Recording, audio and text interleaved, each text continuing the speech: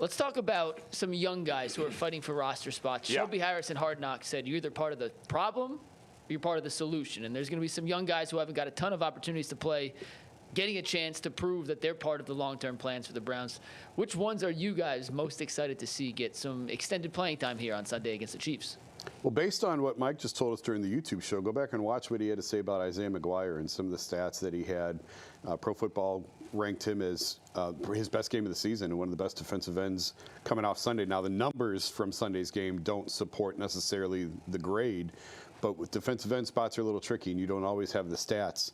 But McGuire obviously has a big opportunity in front of him now after the trade with Detroit to clear a spot for him. So he's going to get the reps, he's going to get the snaps, and we'll see what he puts on tape for the last month of the season. That'll determine really his standing on this team, I think, going forward. Yeah, I like that pick. Another young guy on defense, Diabate. I think his name has been thrown around a little bit. I think he's flashed a little bit, has tremendous speed, has tremendous quickness.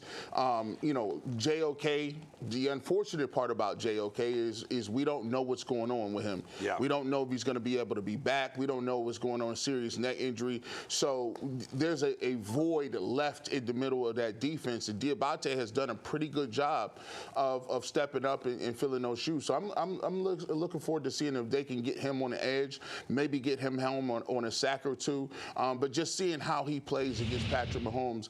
Because I'm looking, at this point, I'm looking for some guys to project to next year. It's all about putting that good film on tape and watching these new guys so I can say, okay, well, let's see who we got to go draft to replace. Shelby Harris talked about it. Either you're going to get replaced by somebody or they're going to have to move on to another situation and say, well, we got something from next year. Yeah, he's been one of the few bright spots in, surprise bright spots in what's been an otherwise miserable season.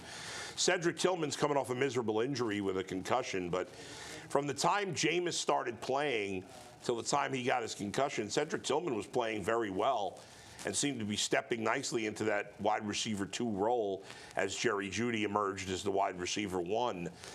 You know, the Browns have done overall a terrible job of, I was going to say in recent years, but really in their entire history, they've pretty much done a terrible job in drafting wide receivers. And, early this season, it was looking like Cedric Tillman was in the long line of third-round wide receivers for this team that would just be nothing and then gone in a few years. But I thought Tillman showed some real signs of life before this concussion, and I'm fascinated to see what he can do in the final 4 games of the year.